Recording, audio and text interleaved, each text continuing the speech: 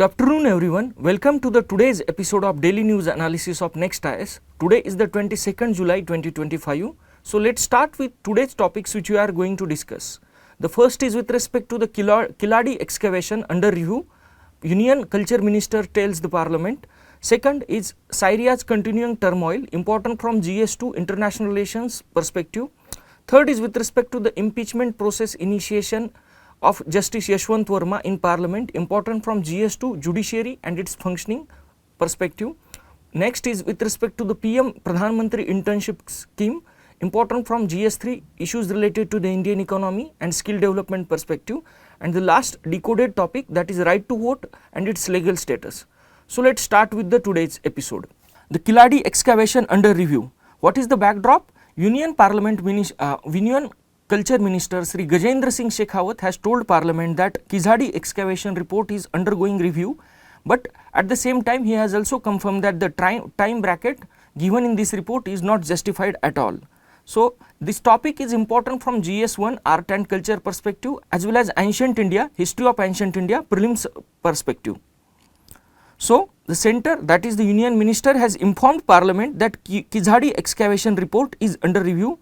And why it is under review? Because reports, periods, classification and dating methods are being reassessed, but no revised report has been formally requested by the centre. So what are the topics that are going to be reviewed?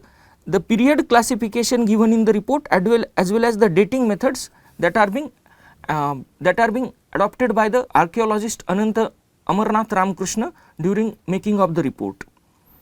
So what is the background?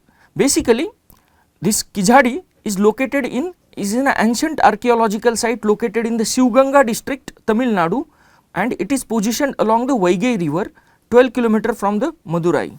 So it is located in Shivganga district of Tamil Nadu along the Vaigai, on the banks of the Vaigai river, and it is 12 km from the historic town of Madurai. What is this historical significance? The site has been revealed traces of sophisticated urban civilization which is potentially linked with Sangam era. All of you know about the Sangam period literature. Lead archaeologist. Basically, this particular excavation was led by archaeologist Amarnath Ramkrishna, who was the then superintendent archaeologist of Archaeological Survey of India in Tamil Nadu. So what were the major findings of the report that have been given by the archaeologist Amarnath Ramkrishna? The report divided Keeladi's history into three cultural phases. The first cultural phase was pre-early historic. So it was from 8th to 5th century BCE. Second is mature early historic. It is from the 5th to 1st century BCE, and the third is with respect to early historic, that is 1st century BCE to the 3rd century CE. So and whatever the carbon dating technique that has been adopted there, that has placed age of the artifacts that were found or excavated during this excavation were around 2160 years old, aligning with the Sangam period in the Tamil history. So this is the time period classification given by the archaeologist Amarnath Ramkrishna report. So what is the present central government's position with respect to this report? So as the Union Culture Minister has told the Parliament, the report is under review but it has not been rejected. So this report is under review but not altogether rejected. No revised report has been requested from the Tamil Nadu government. This is the statement given by Union Culture Minister in the Parliament regarding the status of the report. So what are the things that are supposed to be modified as per the Union Culture Minister on the basis of experts' questions? The nomenclature of the periods and the time bracket, especially for the period 1, that is from 8th century BCE to the 5th century BC, is being questioned by the expert. So what has our Union Minister has said? The period 1 time frame is not justified at all. And what is the second justification given? As per the current knowledge, the earliest layer that can be dated in Keeladi excavation is pre 300 BCE at the most. So this 8th century to 5th century BCE is not justified at all, and at most 300 BCE can be considered as the earliest part of the Keeladi civilization. So, what are the expert suggestions and observations given by the experts in this regard? First is the nomenclature of the three periods require change. Nomenclature means this pre-early historic, mature early historic and early historic. This nomenclature needs change. Second, the time bracket of 8th century BC to 5th century BC given for period 1 is not justified at all. So, according to the experts who are reviewing this report, this particular time bracket 8th century BC to the 5th century BC is not justified. Then the other two periods should also determined on the basis of scientific AMS date and material recovered in the stratigraphical details. So, the other two periods, that is this mature early historic period and early historic period from 5th to 1st century BC and from 1st century BC to the 3rd century CE, these two periods needs revision, and how it has to be done on the basis of scientific AMS dates and material. So, this AMS refer to the accelerator mass spectrometry. It is a kind of highly sensitive dating technique that is used in archaeology to determine the age of the artifacts that are found in the excavation. And how does it work? By measuring the ratios of specific isotopes.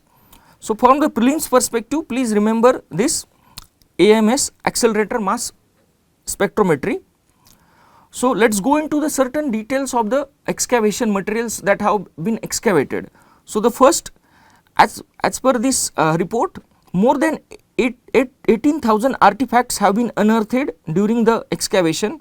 And what are the major components of this? Pottery, inscribed potsherds, gold ornaments, copper items, semi-precious stones, glass beads, ivory and shell bangles, terracotta, seals and tools used in weaving and spinning. Please remember these artifacts because there was a question in UPSC 2019 prelims regarding the artifacts that are found in the Harappa Valley civilization. So, please remember these things. So, what is the condition with respect to the script and literacy of the Keeladi civilization? As per this report, more than 20 potsherds that have been found in broken condition. Potsherds basically refers to the broken piece of the ceramic material bear the Tamil Brahmi inscription, means script and was known to the Keeladi excavation people, Keeladi civilization people. These findings indicate prolonged use of written script and literacy during the ancient times in Keeladi civilization. So, these are the basic findings about the script as well as literacy of the Keeladi civilization. So, as per the expert who has led the excavation here, there was a urban life in this Keeladi civilization. So, how does they have inferred it? Excavation results point to the well organized urban settlement in the Keeladi civilization. So, how it has been found out? There is a clear evidence of specialized craft based industries such as pottery, dyeing, weaving, bead making. So, these are the industries that have been characteristic feature of the sophisticated urban civilization, that is pottery, dyeing, weaving, industry. It also indicates the diversified industrial base of the Keeladi civilization. In mains, UPSC mains 2014, there was a question regarding the diversified industrial base of the Harappa Valley civilization. From that perspective, this part is important. The question can be asked in mains also. So, let us go into the industrial activity of the Keeladi civilization.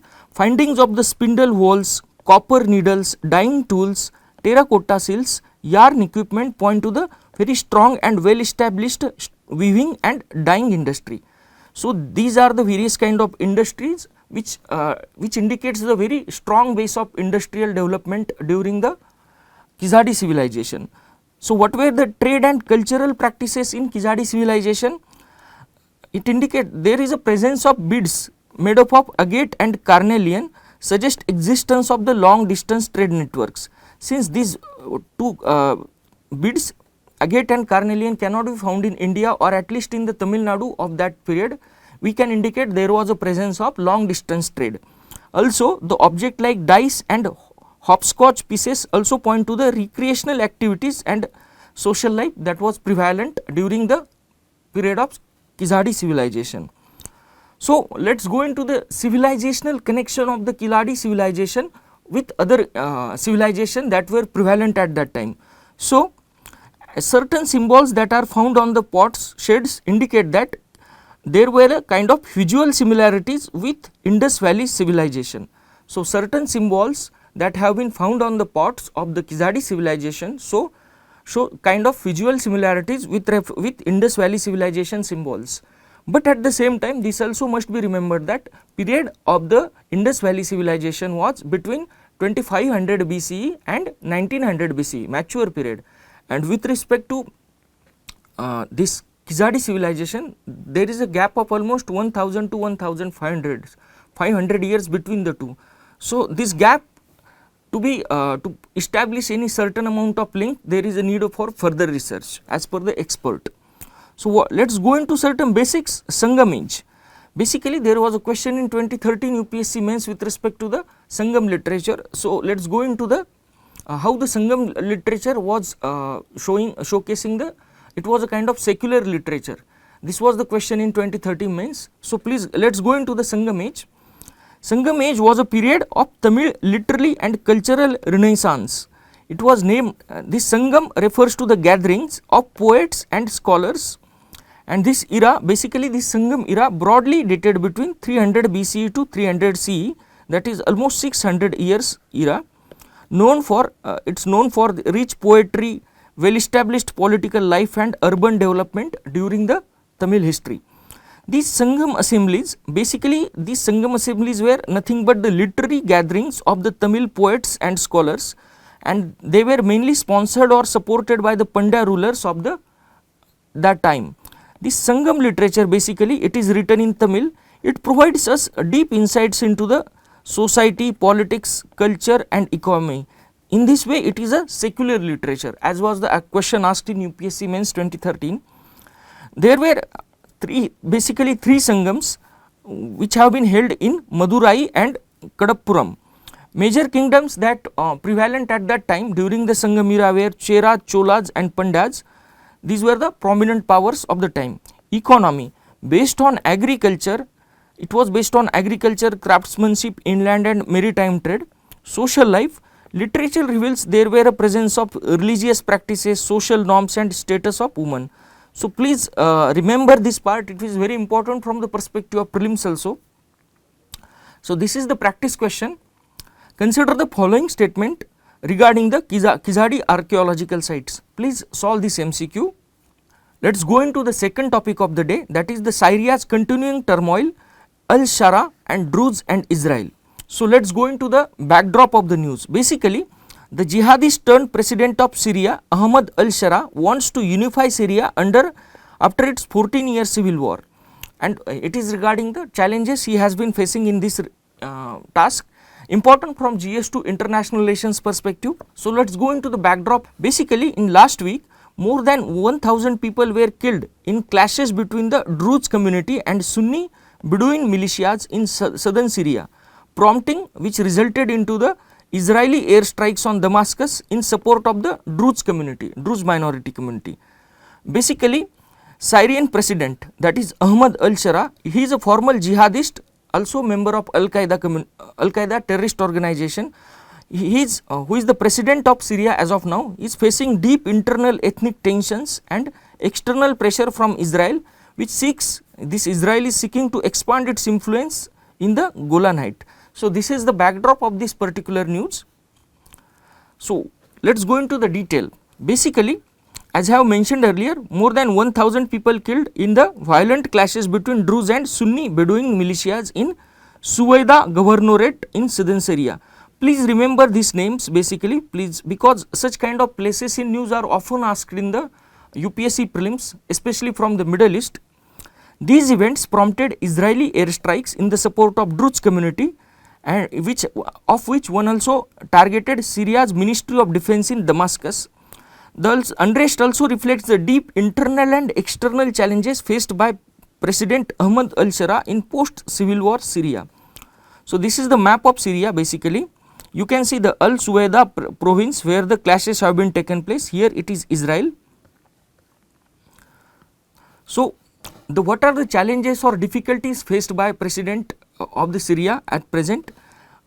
The distrust in the mind of minorities regarding the present regime. So, President Shara has, after he has taken the reign of the Syria in hand, he has emphasized that he is interested in the national integration of Syria by uniting the diverse sectarian and ethnic groups present in the Syria.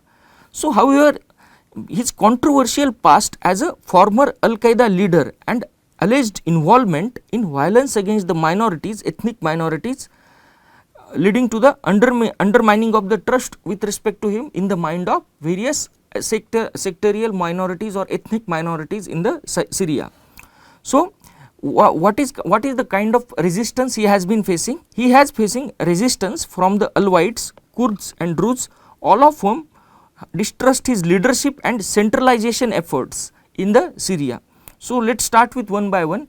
Basically, these Alawites, the Alawites, this is the largest minority of the Syria and strong supporters. Traditionally, they had been the strong supporter of former president, former dictator Bashar al-Assad, and they are basically based in coastal region. We can see this is the coastal region of the Syria. This particular area is the coastal region where the Alawites have been based in Syria. In March when this President Shara has taken over the Syria, security forces clashed with Alawite strongholds, in which there was a death of killing of more than 1,500 people. Most of them were civilians, Alawite civilians. After these clashes, President Shara has promised an investigation into this, but at the same time he had blamed pro-Assad elements present in the country and asked them to surrender as soon as possible, which resulted into the further alienation of the Alawites from the President Shara's regime. So, this is with respect to the Alawites. Second minority, Kurd. Basically, Syrian Kurds are famous for their distinct ethnic identity. They have formed one semi-autonomous civil administration in the northeastern Syria, which is oil rich in nature. You can see this particular part is under the Kurd influence, northeastern Syria, and this is also oil rich region. So, basically this particular area is called as the Rojava, civil administration is called as the Rojava, and it has its own armed wing, that is Syrian Democratic Forces. So, President Shara has tried to bring this particular northeastern region of the Syria under direct Damascus control or central government control, and also demanded that Syrian Democratic Forces must be integrated into the national army of Syria, leading to the frequent clashes between the two in March and ultimately it resulted in the deal between Kurds and central administration, that is administration of the President Shara. The Kurds, however, dissatisfied with the interim constitution that has been in the place in the Syria, and what they have been asking, the Kurds have been asking for longer timeline to implement the March agreement that had been happened between the central government of the Syria, that is under President Shara, and Syrian Kurds.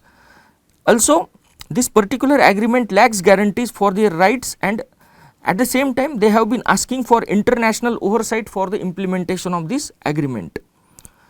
Let us go into the third minority, that is the Druze minority, and let us try to understand what is correlation between Israel's involvement in the Syria. So, basically the Syria's Druze population is equivalent to around 5 lakh, and it is concentrated in the Suweda, the southern province governorate in the Syria. Basically, they have been opposing the new constitution, new regime under President Shara, fearing the loss of autonomy and disarmament at the same time. So, why Israelis have been interfering in the Syria's internal matters? Basically, Israel's support to the Druze community stems from its internal Druze community that has been present in the Israel also. Basically, also Israel has some geostrategic interest in maintaining or interfering in this Syria's internal ethnic war. Basically, Israel sees Druze community as an additional cover for its ongoing territorial expansion in the southern Syria. So, basically, as we can see, Here it is the Israel boundary and this is the Syria. The Druze community present here in this area. So, under the pretext of protecting the Druze community, Israel is trying to expand its influence in the southern Syria. Also, Israel also hosts lakhs of Druze community. So, this is the map regarding the present status of Israel and Syria conflict in the southern Syria. As we have seen, between December and July, Israel has repeatedly struck Syria in order to destroy its conventional military capabilities and expand its occupation of the Golan Heights. In 2016 prelims, there was a question with respect to the Golan Heights, the places in the news. So, please remember, basically this Golan Heights are present somewhere in the northern Israel. This is an occupied area, and also this area contains certain physical features which gives Israel a source of its drinking water or water that has been used. So, this is regarding the Golan Heights. Since December, Israel has repeatedly bombed Syrian targets, citing threats from the Damascus backed militias in the southern Syria. Basically, these Druze Bedouin clashes in the southern Syria has further justified Israel's actions until a US mediated ceasefire on July 19 happened in Syria. So, let us go into the some internal dynamics of the administration of President Shara and its diplomatic balancing. Basically, despite the repeated Israel strikes from December to July, President Shara has taken a measured tone, confirming indirect talks with Israel to curb the interference in the southern Syria. So, why he has taken this diplomatic outreach path? Basically, it is a realization of the fact that Syria's military strength is very limited as of now, and he needs to focus on the domestic stability in home. However, Israel leaders like Netanyahu has publicly opposed Syrian military presence in the south Syria, undermining the Shara government's credibility further. So, what are the steps taken by the President Shara to promote his interest or to promote stability in his own country? Arab states and Turkey have publicly supported President Shara's administration to counter the Iranian influence and to promote the regional stability. Basically, President Shara and his administration belong to the Sunni Bedouin community, and the Arab states have been supporting, Turkey has been supporting the President Shara to counter the Iranian influence, because Iran is a Shia majority country, and to promote the regional stability. Second thing, Gulf countries have repaid the Syria's World Bank debt cumulatively, and also has persuaded US to lift the sanctions to aid the reconstruction of the Syria post civil war. Yet, Israel's unilateral actions are creating a broken window effect. Localized violence risks spreading across the country. So, this particular localized violence that has been taking place in the southern Syria can affect or can spread to the other part of the Syria, causing disbalance all over the country. So, ethnic tensions are persisting all over the Syrian fringes, with central authority remaining weak. So, Israel's interventions compound from these pressures. Whatever the Israel interventions or targeting of the Syrian military targets, they have been resulting into compounding of the interest on the President Shara regime. To survive politically, Shara must balance peace with Israel as well as the internal unity, but growing external pressure could weaken him further. So, to survive politically, President Shara needs to, first of all, he needs to establish a peace with Israel by cracking some interim deal. At the same time, he need to further to build a cohesion internally within the country, so that he could face the external pressures from the different countries in the region. So, this is the practice question: which of the following countries share the land border with Syria? Please solve this MCQ.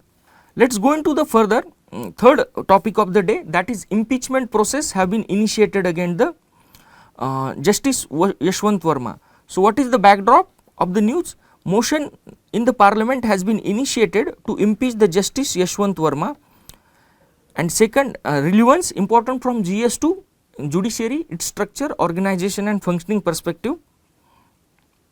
So, what let us go into the detail of the news. Basically, Justice Yashwant Verma, who had been a former judge of the Delhi High Court and also he has been currently serving in the Allahabad High Court, has been facing removal proceedings.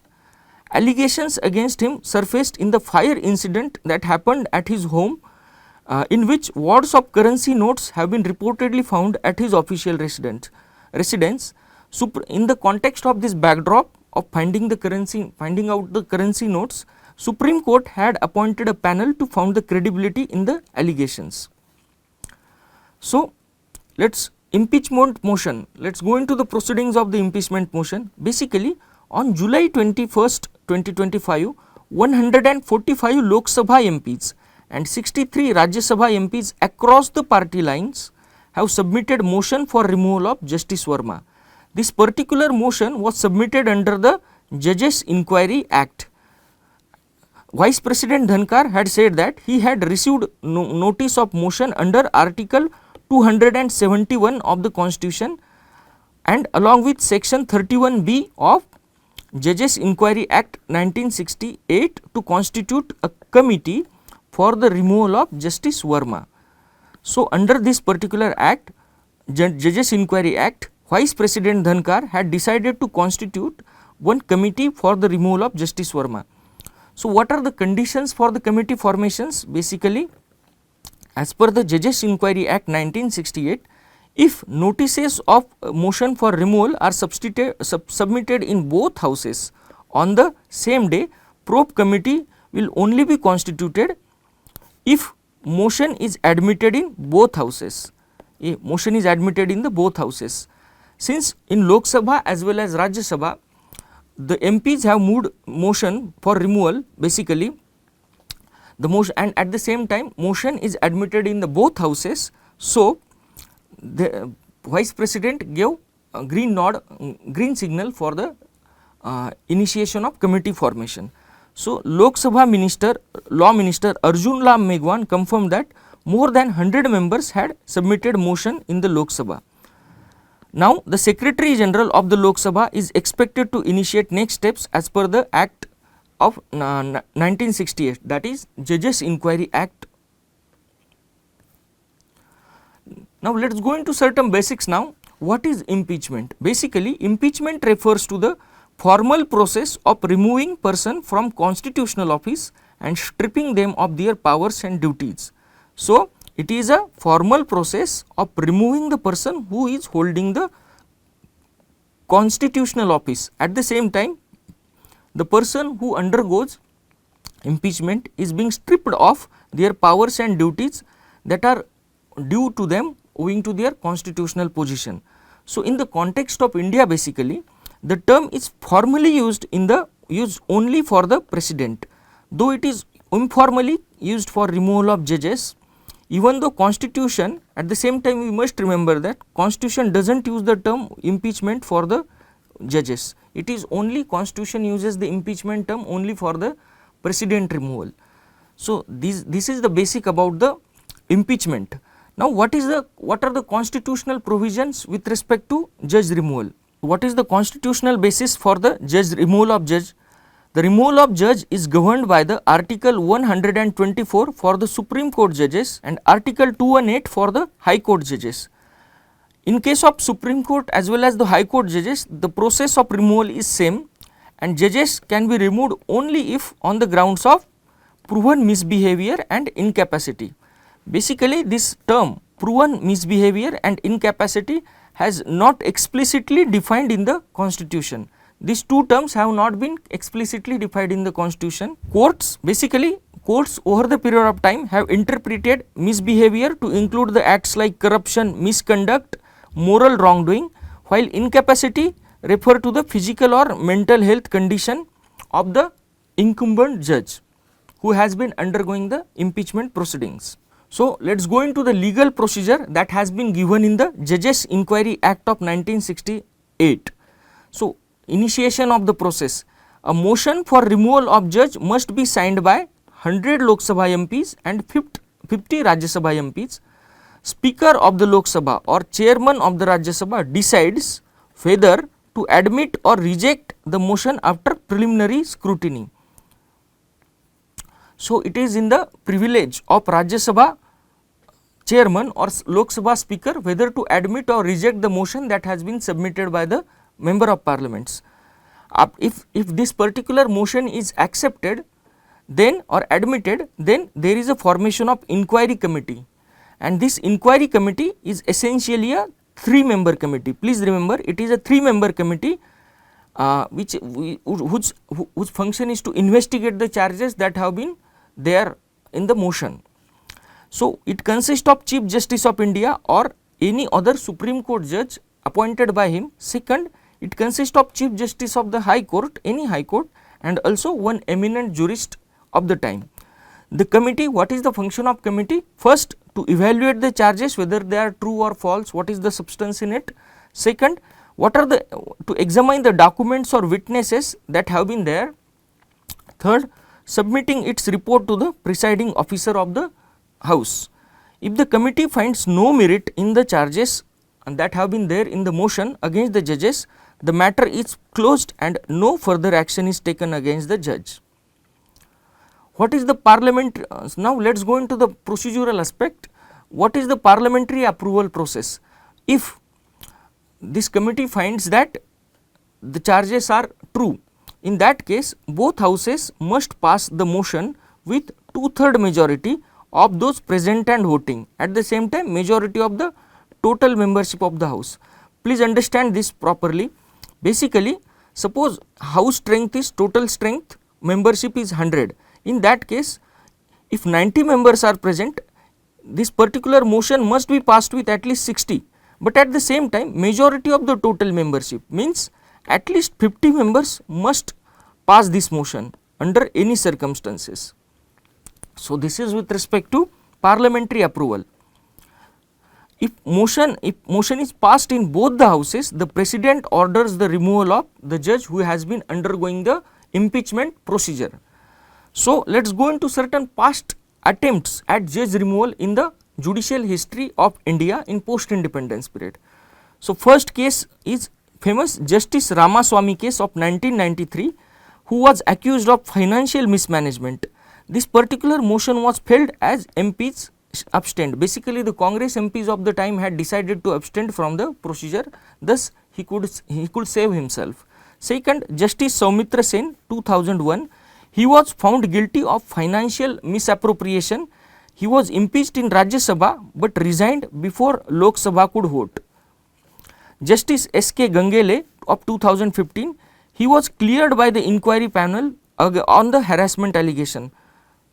Next is Justice Pardiwala. The motion was moved against him, but this motion was particularly withdrawn because the controversial comments given by the Justice Pardiwala were removed from the record. Justice Nagarjun Reddy, basically allegations of the caste bias and corruptions. There were allegations against the caste bias and corruption against the Justice Nagarjun Reddy. Motion was filed due to the insufficient signature of the MPs. Then Justice Deepak Mishra, basically the motion was moved, but motion was rejected as Rajya Sabha chairman rejected the admission it at the stage of admission only. So, let us go into the certain drawbacks that have been prevalent in the current system of removal of the judges. So, the first, despite being so much of detailed procedure given in the constitution as well as the Judges Inquiry Act 1968, no judge in the history of post independence India has been successfully removed. No any single judge has been removed so far, despite several attempts by the legislature. Second, there is a very high threshold for voting. As I have mentioned earlier, there is a need of 2/3 majority. Means in case of if suppose 100 membership house is there and 90 members are voting, at least 60 members must pass the motion. So, for voting there is a very high threshold which makes the process of removal very difficult, but at the same time it also tries to maintain the judicial independence. Constitution does not clearly define what constitutes misbehavior and incapacity. As I have already discussed, these two terms have not been defined explicitly in the constitution. So, they are open to interpretation as per the subjective judges, respective judges. Now, political interest often influence the proceedings of the removal of judges. As we have seen in case of removal of Justice Ramasamy in 1993, Congress party had abstained from the voting. So, political interest often overtake the actual merit of the case. Also, grounds for removal are vague and undefined in the constitution, as I have mentioned earlier. Next important thing is, judges often remain in the office during investigation affecting the public trust. Even the Justice Verma, against whom this particular motion has been admitted, he is still serving in the Allahabad High Court, although he has not given any active duties there. No system for minor misconduct, only extreme action possible. So, whenever there are kind of minor misconducts by the judges, there has been no any kind of system in place. Basically, the example can be given against the sexual harassment allegations against the CJI Chief Justice of India, former CJI Gogoi, by one of his staff lady. There was no action, any action against him was taken by the inquiry committee. So, this is another drawback. So, what are the National Commission for Review of Working of Constitution recommendation in this regard? Basically, this particular to reform the judge removal process, there is a need of better transparency, efficiency and accountability. Transparency in terms of enhancing the public scrutiny in the process. Second, efficiency asks for streamlining the procedure, this complex procedure streamlining to reduce the delays and to prevent the misuse of the procedure. And accountability, enable removal of judges in case of genuine misconduct. So, these are the three recommendations given by National Commission for Review of Working. This is important from the mains perspective, answer writing perspective. So, this is practice question. With reference to the removal of judges in India, consider the following statement. Please solve this MCQ. Now, let us go into the next topic of the day, that is PM Internship Scheme. Basically, what is the backdrop of the news?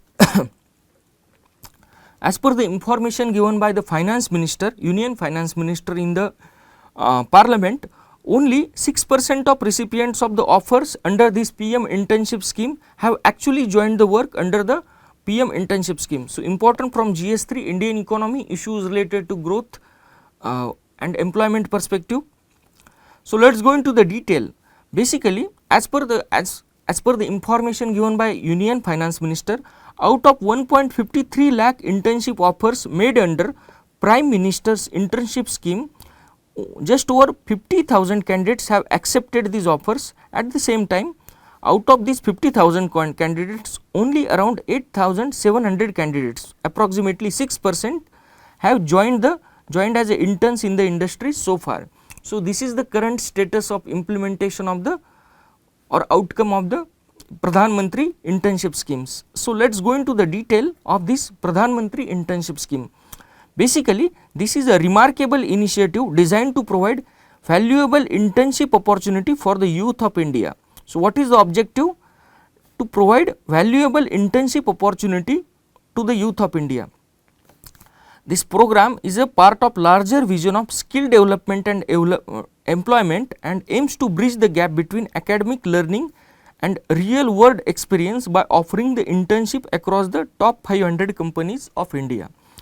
So, what is the process of this mechanism of this particular Pradhan Mantri internship scheme? It seeks to provide skill development and employment to youth by bridging the gap between academics learning in the degree as well as giving them real world experience by offering them internship across the top 500 companies of India. So, when did it was announced? It was announced in budget 2024-2025 and it was announced in budget and launched in October 2024 to provide internship to the India's youth in top 500 companies. And what is the target? To providing internship to the 1 crore youth of the India in next 5 years. And what was the which was the nodal ministry for implementation of the scheme? It was the Ministry of Corporate Affairs. So, what is the objective? To provide young individuals with hands-on industry experience so that their employability is enhanced and future career prospects are brightened. And what is the vision? It is aligned with the Government of India's vision of inclusive growth as well as empowering the youth to actively contribute to and benefit from the nation's progress. So, let us go into the scope of the scheme. Basically, this particular Pradhan Mantri Internship Schemes operates independently and is distinct from the existing skill development program. So, what are the other skill development programs? Apprenticeship initiatives, internships, student learning training programs currently being implemented by the state and central government. So, this is a independent scheme which is distinct from the other skill development initiatives that have been placed by the central as well as the state government. So, let us go into the eligibility criteria important from the prelims perspective. What is the age limit? 21 to 24 years. What is the job status? Not employed full time. Family status, no member is earning more than 8 lakhs per annum. So, this is a kind of financial cap, and no member has of the family should have a government jobs. Education, not enrolled in a full time enrollment education degree. So, these are the eligibility criteria for the Pradhan Mantri internship schemes. Also, certain graduates have been excluded from the scope of this particular Pradhan Mantri internship scheme. Graduates from IIT, IIM, National Law University, ISER, NID, IITs, then holders of the CA, CMA, CS, MBBS, BDS, MBA, Masters or higher degrees, those enrolled in any central or state government apprenticeship program or skill training schemes. So, these are the exclusions under the scheme to make it more targeted and so that the benefits can reach to the actual desired beneficiaries. So, what are the provisions for the financial assistance under the scheme? The first is 5,000 rupees of monthly stipend, in which 4,500 will be given by central government and 500 rupees by the host industry. The students who are the interns who are going to be enrolled under the scheme will have a insurance under the Pradhan Mantri Jeevan Jyoti Bima Yojana as well as the Pradhan Mantri Suraksha Bima Yojana. Internship certificate will be given to the youth from top 300 companies. Also, there will be a grant of one-time grant of 6,000 rupees for the incidental expenses, minimum of 6 months professional experience in the top companies, and valuable industry exposure to boost employability. So, these are the financial benefits and assistance given to the interns. Now, let us go into the significance of the scheme, important from mains perspective. Bridging the gap between academia and industry. As have been repeatedly mentioned by the experts, in case of India, the employability of the engineering graduates or other technical graduates is low only because of the fact that there has been a gap between academia and industry. Whatever the theoretical that has been taught in the colleges and what are the needs of industry are vastly different, and to bridge this gap there is a significance of this Pradhan Mantri internship yojana. So, this gap is bridged with the fact that interns gain hands-on experience, making them job ready and industry compliant, boosting youth's employability. So, since youth are offered minimum 6 months of professional experience, this particular scheme, that is Pradhan Mantri internship schemes, improves their practical skills or soft skills or workspace exposure. Strengthening of public private partnership. Also, this scheme is another leading example of strengthening of PPP, public private partnership, as central government has been collaborating with top 500 companies of India, thus promoting industrial participation in the human capital development in case of India. The next is inclusive and nationwide reach. Basically, this particular internship scheme, internship opportunities have been posted in all 735 districts of India. So, it will ensure regional balance and access to the rural and semi-urban youth. So, all the 735 districts of India are included, ensuring that no any region gets undue benefit vis-a-vis other. Economic empowerment of youth. Since this particular internship scheme has been giving 5,000 rupees of stipend monthly and 6,000 rupees of one time grant, it will help them to reduce the financial barriers for the skill acquisition by the youth. So, this is the practice question. With reference to the Prime Minister's internship scheme, consider the following statement. Please solve this question. Now, let us go into the last topic of the day, legal status of right to vote.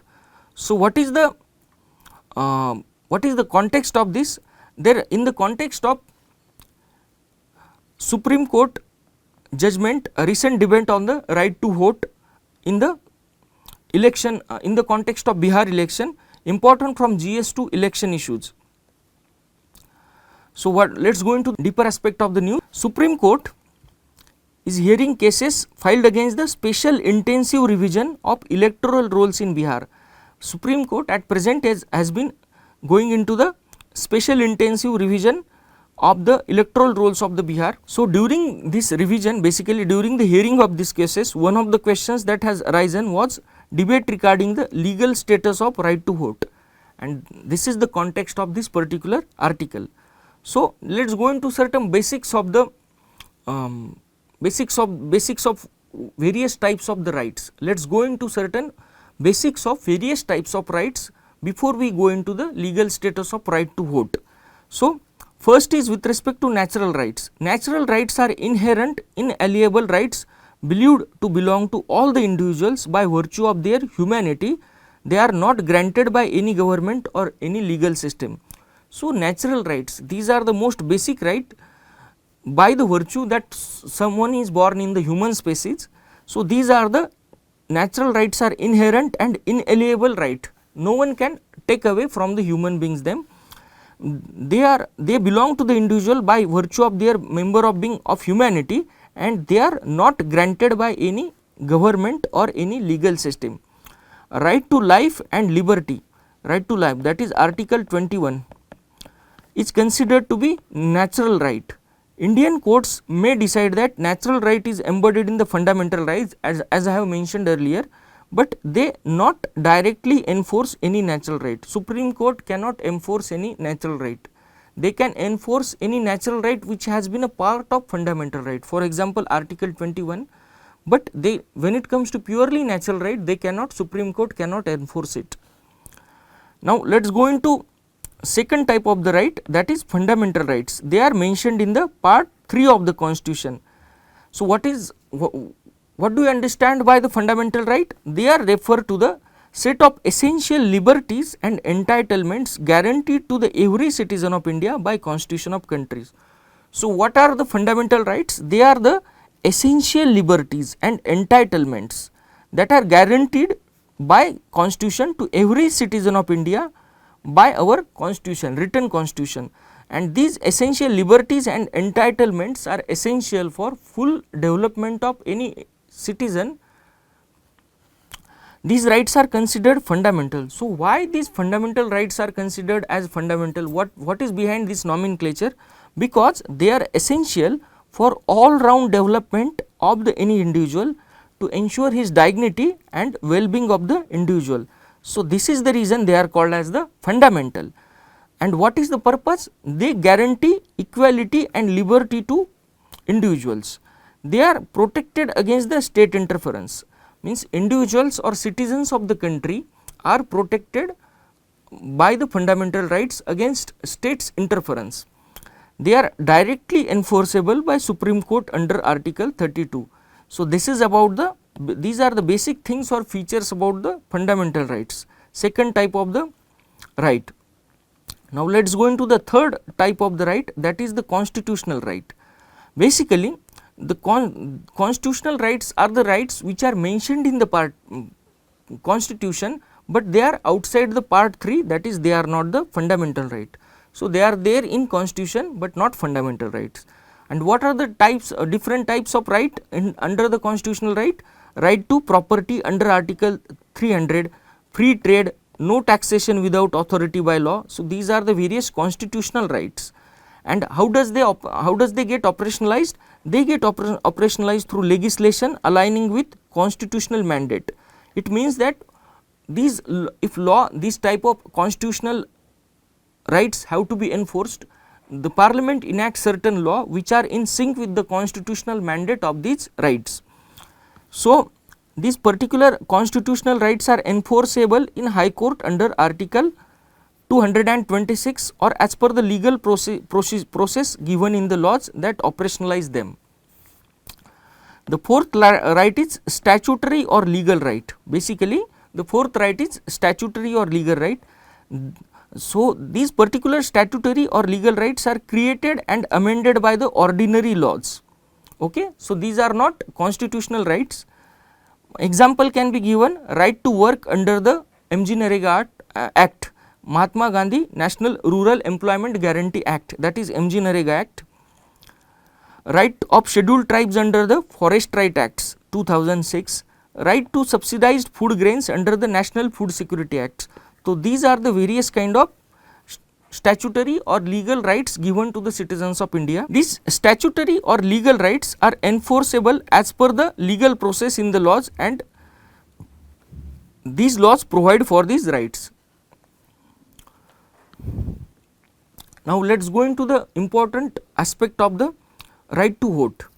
So, what our constitution says about universal adult franchise, that is right to vote.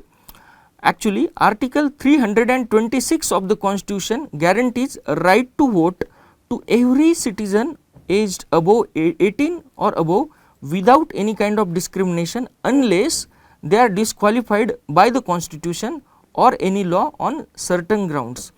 So, please understand the details regarding this. What is the article? Article 326 of the Indian Constitution. What does it guarantees? Right to vote to every citizen of India who is above 18 years and without any kind of discrimination. But at the same time, there have been certain disqualification in case of right to vote, because the certain persons are disqualified by criteria given in the Constitution, but at the same time any law that have been prevalent or enacted with respect to universal adult franchises.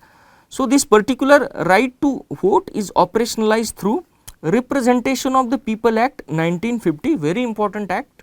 From the mains perspective also, there has been it is a part of main syllabus, directly mentioned in the main syllabus of GS2. So, section 16 of the act, basically this section 16 disqualifies a non-citizen from being enrolled in the electoral roll, thus prevent him from voting. Section 19, basically this section 19 requires voters to be at least 18 years old and ordinarily resident in the constituency of the country. So, let us go into certain other act, that is Representation of People Act 1951.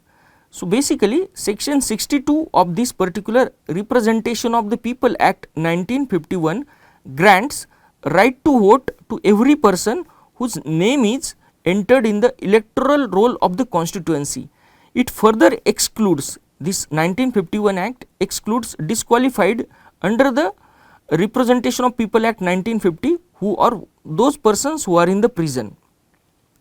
So, what are the exclusion? Exclusion in this act are those who are disqualified under Representation of People Act and those who are in prison.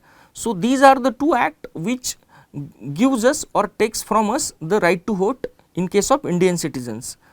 So, let us go into the judicial history with respect to right to vote. Cases, important judicial cases, very important. These cases can be mentioned in the mains answer if there is any question with respect to the universal adult franchise.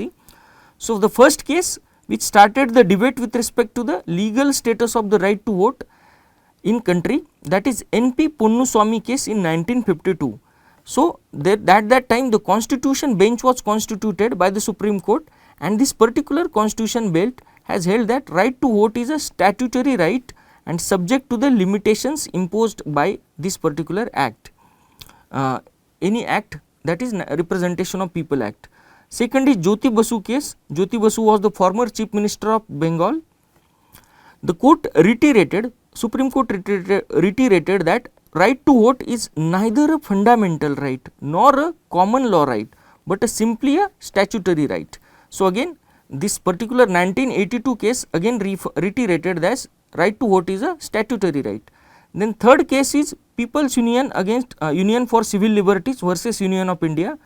Justice P.V. Reddy remarked that right to vote, if not fundamental right, is certainly a constitutional right. So, it is a kind of different verdict given under this, as earlier cases have mentioned that it was a statutory right, but this particular PUCL case has held that, Justice P.V. Reddy had held that it is a kind of constitutional right. Now, let us go into the next case, Kuldeep Nair case. He was a famous journalist, Kuldeep Nair. The Constitution bench was constituted by the Supreme Court, had reaffirmed the position that right to vote is a statutory right. The next, Raja Bala case of 2015 held that right to vote as a constitutional right based on the PUCL case. Again the verdict has changed. Raja Bala, this constitutional right to vote is a constitutional right. Then again in 2023 Anup Barnwal case, majority judgment reiterated that in the Kuldeep Nair case, right to vote is a statutory right, and hence the current legal status of right to vote in India is a statutory right. But at the same time, in this Anup Barnwal case of 2023, there was some dissent note was given by Justice Ajay Rastogi. So, what was the justification given regarding this dissenting note? The right to vote is the expression of the choice of the citizens, which is the fundamental right under the Article 19(1)(a).